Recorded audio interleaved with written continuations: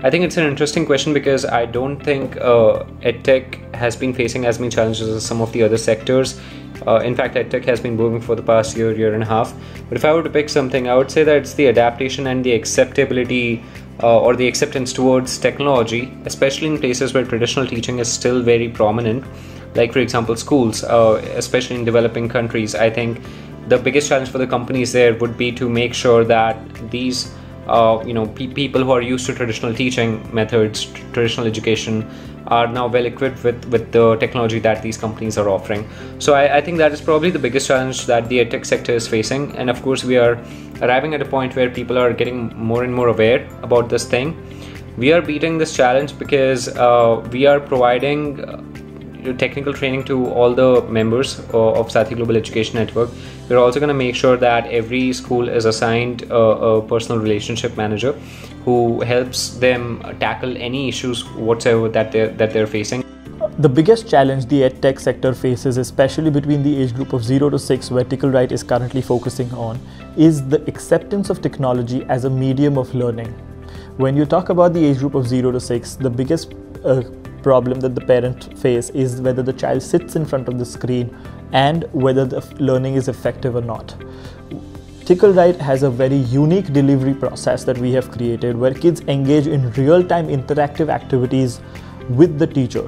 It's like a live class, an offline class, just communicating through the screen. I believe that technology transformation in any industry brings about economies and brings about conveniencies, but these are the only first wave rewards. The second wave brings mutation in that industry, as we are seeing in the case of auto industry as well as logistics. In edutech too, the current players are busy transforming the current value. But I believe the second wave will be all about leapfrogging this value to much greater heights. For example, life skills and soft skills have become so indispensable in the modern age. It will be possible to overlay these onto the edutech platforms. An online learning would be successful only when there is actually a good broadband, a continuous power supply, and a necessary device required for connecting. This is not a big problem in a tier 1, but when we go to tier 2, this primary requirement is not met. The second biggest challenge is the resistance to the change. The classroom model has been working great for decades. Institutes and faculties are used to it. But last 1 year, they have been forced to go online, change their style of delivery. But as the lockdown is taken off, there is a high probability that most of the institutes would go back to the classroom mode, either the benefits of classroom or the necessary investments and change required to continue the model.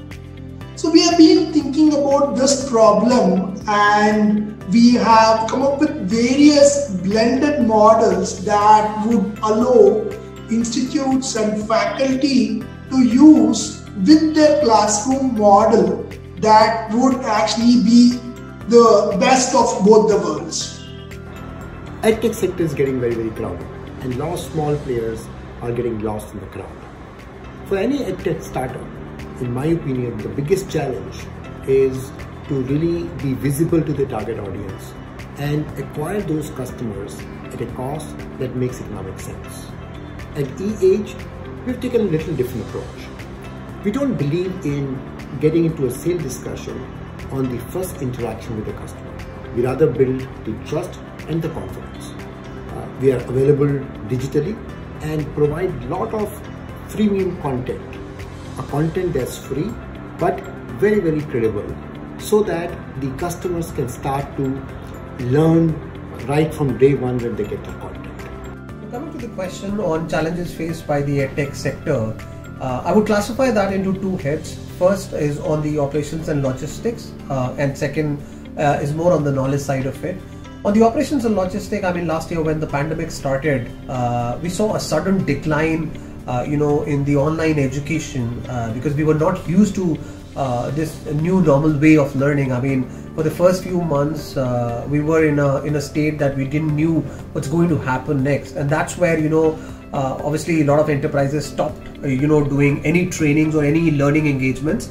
After a few months, we saw that pretty much everybody, right from kindergarten to higher education to professional, everybody was getting used to this online learning, because people knew that this is not going to end up anytime soon and we'll have to adopt to this new way of learning. So this is where the dependency on internet and network connectivity has increased significantly. When we do these technology programs, these are high-end advanced technology courses that we are running, and especially in the higher education community, it is kind of getting very difficult to kind of get attention of students, because A, they don't have that stable connection, B, they are kind of not very used to this online learning or online mode of learning, because most of the technology trainings that we were doing were happening in a live virtual classrooms. E-learning or online learning has its own limitations, because there you can actually get people who can actually speak technology, but when it comes to working on technologies, you need those technology or learning interventions, which basically helps a student to become project ready or work on those technologies. So internet connectivity is becoming a big problem for pretty much everybody, right from online learning, e-learning courses company to pretty much live virtual classroom or anybody else, and we experience the same problem.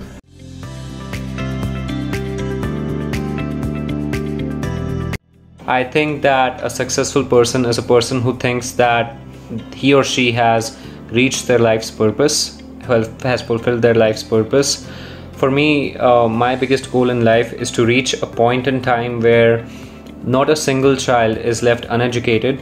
I want to be a part of this society in future where we are not worried about survival anymore, where every person who is part of that society is a productive member of that society, where every single child is equipped with the toolkit or with the skill set that makes them work towards something big, something meaningful, and where where nobody is really working for survival anymore, where people are just pursuing their goals, their dreams, their interests. A product or service is created, developed and distributed amongst a large audience without compromising quality.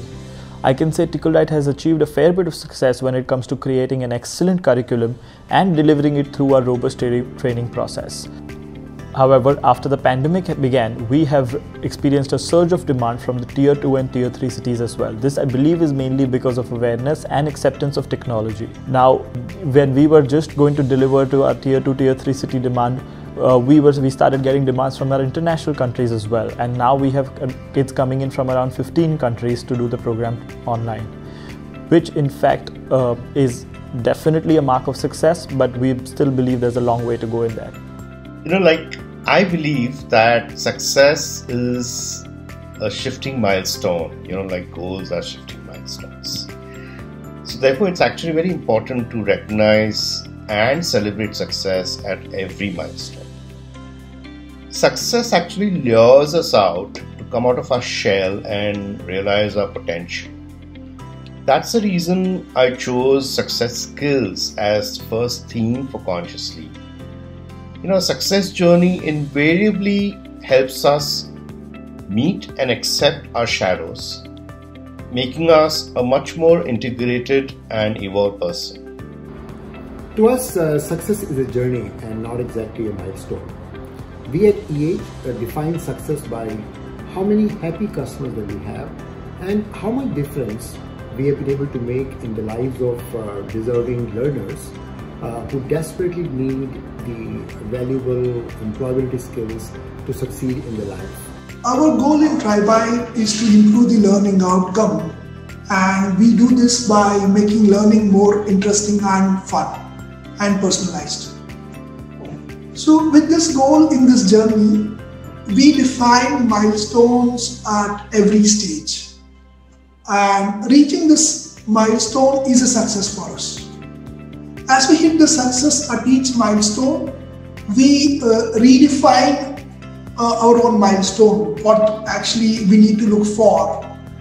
The key thing is in this journey, we remain focused and enjoy the journey itself. We bring different kinds of learning interventions which helps individual, practice these technologies in a real-time environment. I mean, as you know, that industry, as a country today, we produce millions of graduates, and we have almost like 40-50% of workforce that is capable to work on these technologies. And the IT organization, we are seeing a huge challenge in that space, and that's where we are bringing in innovative products. We recently launched a challenge-driven learning platform called Instruct, that is basically helping individuals learn technologies in a real-time manner.